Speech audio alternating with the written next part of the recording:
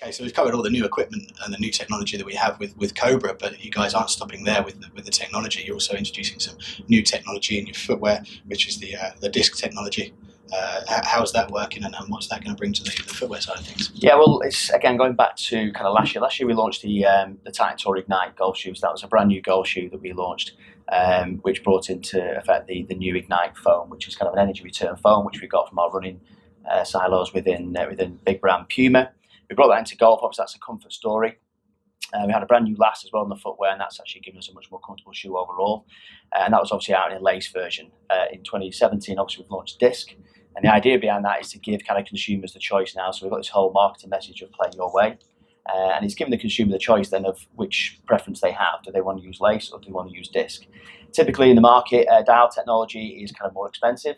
So people like BOA on other brands can use, and obviously because they've got to license that technology onto their shoe, there's a premium cost to that, and you'll generally find between £10 and £20 more for a dial technology shoe. With Puma, we're giving that consumer the choice of disc or lace at the same price, and that's a real key message that we're getting across, that you can actually choose the technology you want but pay the same amount of money for it.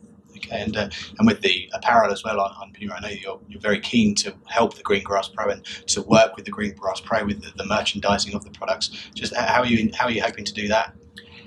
Yeah, several ways really. I think starting from the actual range in the UK, full stop. When we looked at what range we're going to do, what styles, what colourways, we'll start at that level really, and we kind of narrow down the ranges and the options to make it much more simpler for your partners to actually buy from. I think that's the key thing really.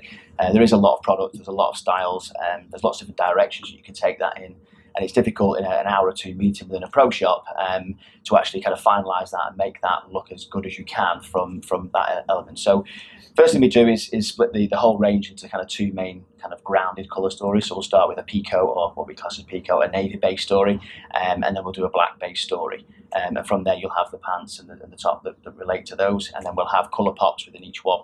And then typically you'll select which main background you want to go with, and then once you've selected that story, all the styles within those stories will actually kind of merchandise quite easy together, so it makes it a bit simpler from that point of view.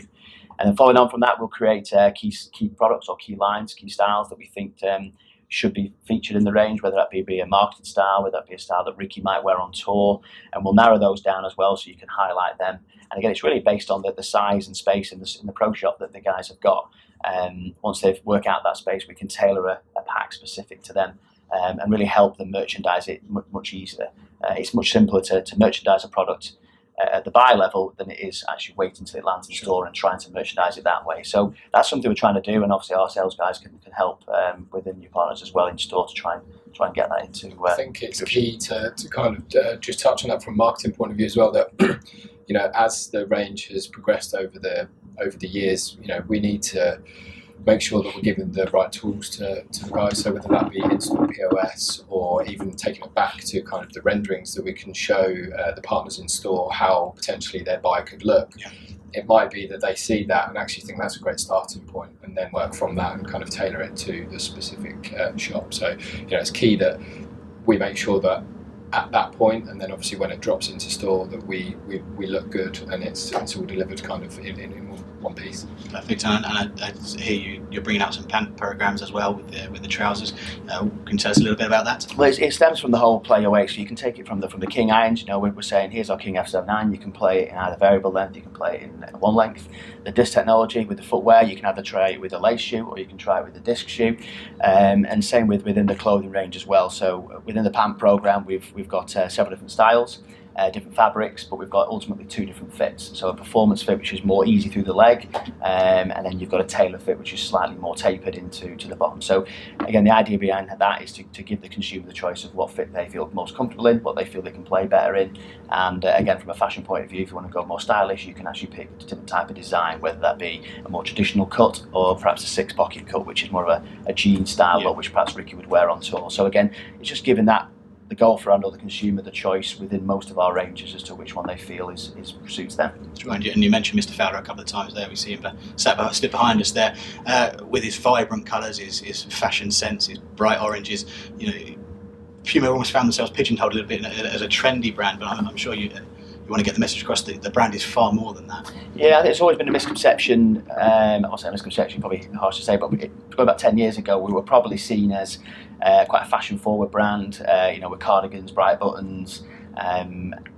So I think over the years since we bought on COBRA, I think the whole balance of both brands have kind of evened the way out. So if you take COBRA as an example, I think history tells you that's more of a senior brand, perhaps more of a ladies brand, and obviously it was part of Accoution at the time, whereas now we own that. We've kind of brought that to life to a more better player product as well, and actually a balanced business. As PUMA, where it was fashion led, we've now brought that into a much more commercial line, and our aim is to really aim for the average golfer as well. We're not just all about that. I think given that Ricky does wear bright colours and he wears oranges and reds, we're not all about that. And I think if you look at our Spring 17 line, for example, there's literally a handful of styles that does include red and orange, and they aren't our core retail packs. So we don't have red and orange feature in any of our recommended retail styles. So, we're moving away from that. Ricky's growing up, he's getting older as well. He's mellowing, I suppose, in terms of his ranges, and we're following that suit as well. So, we're not just about a young consumer, we're about a general golf consumer, and I think if you can think of us in that respect, that we've got a bit of a blend of fashion and lifestyle, but ultimately our heritage is in sport, and that's kind of where we sit.